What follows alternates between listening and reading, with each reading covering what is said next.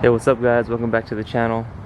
For today I'm going to be doing a build breakdown or a build update on my 3rd gen 4Runner. This is a 1996 Toyota 4Runner. This is I think the basic model. It does not have any lockers or anything like that, anything fancy. Just to kind of give you guys the show of the inside, we have the regular cloth seats. I think these are very comfy. These hold you in place very well. They're kind of like bucket seats because it has a little indent right here. Automatic. We got the 4-wheel drive engage right here. This is what you put this puppy in 4-wheel drive. Yeah, we're working with like what, 201,000 miles. So she's pretty good, not that old for these cars. 200,000 miles is almost nothing. So she's barely getting broken in. The first thing that I did when I bought it was it's completely stock. I'll show some pictures, maybe if I can find any on my phone. The first thing that I did was I got the tires. These are actually bigger tires than the original ones that I bought. These are 33-inch tires. The first set of tires I bought were 31-inch tires. It looked pretty good on them. It fit very easily with stock height. I didn't have to do any cutting on the 31s, but then again, this was before I lifted it, so there was no rubbing. I fit those pretty good without a lift. And then the next thing that I did was I got the lift kit. I have a 3-inch Bilstein 5100 lift kit, front and rear. Same thing on the front and the back. You can kind of see the shocks. It focuses. Barely. Yeah, there's the Bilsteins right there. Same thing front and back. On the front I have I think the 883 springs for heavyweight, which was my mistake. I was planning on getting a steel front bumper, which is why I got the heavier springs, but I ended up not getting it, and it doesn't ride that rough. It rides pretty smooth considering it's for extra weight. But the rear, I had to switch out the springs because I got the same springs, the heavy springs for the front, heavy springs for the back also, but then I had to switch them out because it was way too high. I ended up not getting steel bumpers, which was my mistake because I thought I was, but I ended up not deciding to do it.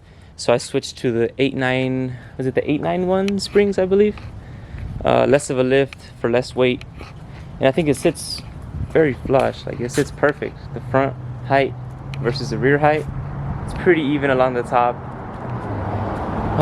Moving on to the next thing that I did. I believe once I lifted it, I ran into the problem of the CV axles. The boot actually ripped because it was the stock one, obviously 20 years. That is the CV axle right here. If it'll focus, let's see. Right here, this puppy right here. This part actually ripped, the stock one. So because of the lift, it stretches the joint, you could say. So I had to go replace that. I went to O'Reilly. I bought the part. It comes with a lifetime warranty, so I ended up installing those. And then after that, after I replaced the CV axles, I have a video on that. I also have a video on the lift kit. The next thing I did was, I think the light bar is a Amazon light bar, pretty cheap. It's the Nilight. The brand is Nilight. It's a 42-inch curved light bar. I had to buy, since I didn't want to drill into the roof, I had to buy these little magnets. These are magnets, they're not screws. You can lift it. See, you can kind of see it. These are magnets, super sturdy. I believe it came with a harness. I couldn't fit this in there, so I just left it there. So I came with the harness. I ran it right here to the cracks. It has a little opening to the hood. I ran it under, and then it's wired up to the battery. I did it myself. The little button I made inside, it's pretty cool. This little thing right here, this is not stock. This is what on and off, right? I had to drill into this, make a little hole, pop this puppy back in. It's a little switch for me for the light bar. Pretty good. I think the light bar is done fairly well based on the price range it is. It's like a $80, $90 one, including shipping, I believe. Pretty cheap for when you compare it to other light bars, but it does the job. You know, it's pretty bright. It lights up like 150 to 200 feet in front of you, especially if it's pitch black. Yeah, I'm pretty satisfied with that. The next thing I went ahead and bought, I believe, were, I don't know if it was the roof rack or the rock sliders. I think it was the roof rack. So the roof rack is I think MPH Productions roof rack on Amazon. I didn't want to get the ones that are super expensive, the ones that drill into this. I wanted to get one that has like little clamps. You can see that attaches to the stock. Roof rails, you could say, the ones that come with the car already. So this was a relatively cheap buy. Most of the ones that look a little better are way more expensive, but I didn't want to just get one of those like cheap regular roof baskets. I feel like those don't really look good. It didn't really match with like the build that I wanted to make. So moving on from there, I think the next thing that I did, I believe, was the rock sliders. These are 4x Innovations rock sliders. It's the welded brand. The whole piece right here came together. This one, the middle, and then this back part. The only things I had to weld, I didn't weld it, but I had somebody weld them for me, was those back brackets. And then the plate, well, that's welded to the frame. So they came in pieces. The welded ones were a little cheaper than the bolt-on ones. So you save a little bit of money on there. They were silver first, so I got some primer for some metal, sprayed that, and then I got some black paint, matte black, so it can kind of like fits in with the rest of the car. I didn't really want it to stand out as much. And then I think from there, the next thing I did, I think I got some like this little flag vinyl right here. It's a little sticker, pretty cheap on Amazon. I think it looks really nice with the car. Gives it that like off-roady look, kind of. I don't know, I just like it, you know. Adds like 10 horsepower. But yeah, and then I think after that, it was the wheels. I went from the 31s, which I had before, to the 33s. And yeah, these are 33s. These are 16-inch rims, upside down right there. But yeah, 285 by 75 by 16-inch rims. Those are basically 33s with the same brand, Falken Wildpeaks. Very street likable tires, no real noise, super comfy on the road, very smooth, decent tread, you know, nothing crazy. I'm gonna add one more thing to the tires. So these are 33-inch tires. The tires I had before were 31 inches, so they're a little smaller, and they were 265. These are 285, so it probably has like an extra inch of thickness overall. So the 31s, when I was at full flex, when the suspension was fully flexed and the tire would go up, there was no rubbing at all. That was with the 3-inch lift, of course. No rubbing on the inside of here. But with the 33s now, since they're a little thicker, which I do not mind because it looks so much better, with the 33s, definitely rubs. Nothing crazy. As long as you don't have anything right here that's really sharp, you won't really do any damage to your tires. I think it rubs here a little bit. That's not really a big problem for me. Like, a little bit of rubbing is always expected, especially with larger tires. The front, I don't think it rubs at all. I think maybe on the front here, the tire's kind of been eating away at this a little bit. I tried to cut it a little bit, but I wasn't really sure how much to cut. I think the back is pretty set. It doesn't rub on the back. But everywhere else, these are 285 thickness, and I have a little bit of room right there between the tire and the upper control arm. But no rubbing on that. And yeah, it's basically that for the tires. So just a quick rundown for the maintenance. We replaced the rear and front differential fluid. We got rid of a huge leak that my truck used to have. This thing used to drip a lot of oil. I would always have to like refill the oil, be checking it constantly. It had always been like a huge deal for me. So big shout out to my brother who works at Longo Toyota. He was actually the one who kind of helped me to get rid of the oil leak that I had. We ran through a couple of the things it could have been, but at the end of the day we weren't sure exactly what it was, but the leak stopped, which is good. Saved me a lot of money on that. I also got the I think this is the master cylinder replaced for the brake system right here. The brakes were very spongy. It would go in, so it turns out that it was the master cylinder for the brake system was giving out. We replaced that. I think we also got a new, no, it wasn't the new brake booster. It was like a little valve in here somewhere. I forgot exactly what it's, I think it's this one right here. I forgot what it's called though. We replaced that. So the brake system is working pretty good. I think I have new brakes on it. I'm not gonna need some anytime soon. Yeah, in terms of maintenance, basically it. No more oil leaks. And just in case you guys want to know, I have my spare tire still on the stock tire area right here, stuffed under the back. I think this is one size smaller than my 33s. I think these are still a 31-inch spare tire, but it doesn't really make a big difference. It'll still fit. But yeah.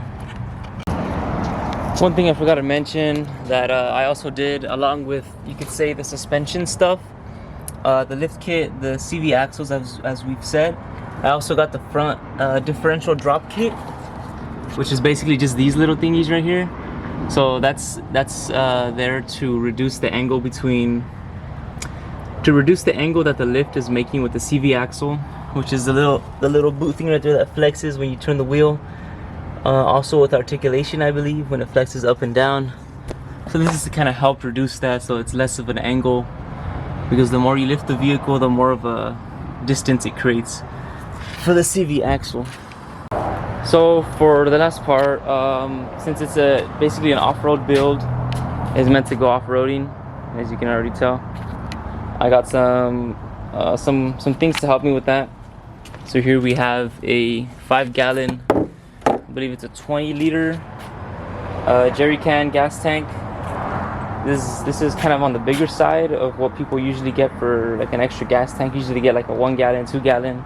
This is a 5-gallon because I know mine likes to waste a lot of gas, especially on the highway. So I also went ahead and got some traction boards, which is, you throw, let's say you're stuck, you throw them under the tire for some grip, wherever you want it, at the front or the rear, and it'll help you get out of some pretty sticky situations. I haven't had to use them yet, but I'm really looking forward to the day that I get to use them, because that's when you know it's getting real. Also, I got a Hilift Jack. This thing is like super heavy, like 50 pounds or something. This is to lift the vehicle. Let's say I'm off-roading and I get a flat or something. I put the Hilift Jack under here, and since these are steel and they're welded onto the frame, I'm able to lift the vehicle completely on the side with the Hilift Jack. So that can come in super handy when it comes to off-roading and things like that. So for the jerry can and the traction boards, I used to run these on top of there on the roof rack. It used to look pretty cool on there, but you know, the sun literally just been eating away at this, because look at the color difference. That's like pink, that's like super red. So obviously this side was decided in the sun, not even like a year, probably like a few months, like what, 4 or 5 months. I had it on the top. The sun literally just ate away at the color. Also with the traction boards, this part was the part that was on the top. That was the part that was not on the top. You can see the color difference. The last thing I want is for the sun to ruin the material or to dry it up excessively to the point where it breaks or it cracks. Same thing with the jerry can. You don't want any brittle material holding gasoline for it to drip or leak in any way. So yeah, I took it off for now because I don't really need it when I'm driving on the highway. Like I said, it looked pretty good on top, but I took it off because the sun was destroying it. I would only take it out and put it back on top if I'm going like on an off-road trip, or really any long road trip. So now that I went through everything that I've done to the vehicle, maintenance, tires, wheels, lift kit, CV axles, the rock sliders, the light bar, the roof rack, the little side vinyls, I don't know if you can see it right there, but yeah, the little American flag vinyl. Now some of the things that I want to do, that I've been planning for a bit, is to get some new headlights. As you can see, these are the stock ones. They don't look too bad, but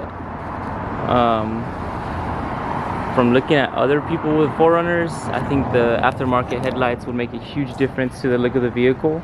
It'll give it like a new fresh facelift look. They're a little bit pricey, on the pricey side, but I don't know.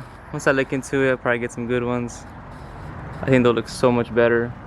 I also want to get some pod lights, which will add to the light bar, because the light bar is just kind of more of like a straightforward beam of light, and it doesn't really get the sides when you're off-roading, let's say in the dark, in the middle of nowhere, super dark. So some pod lights would go like right here maybe.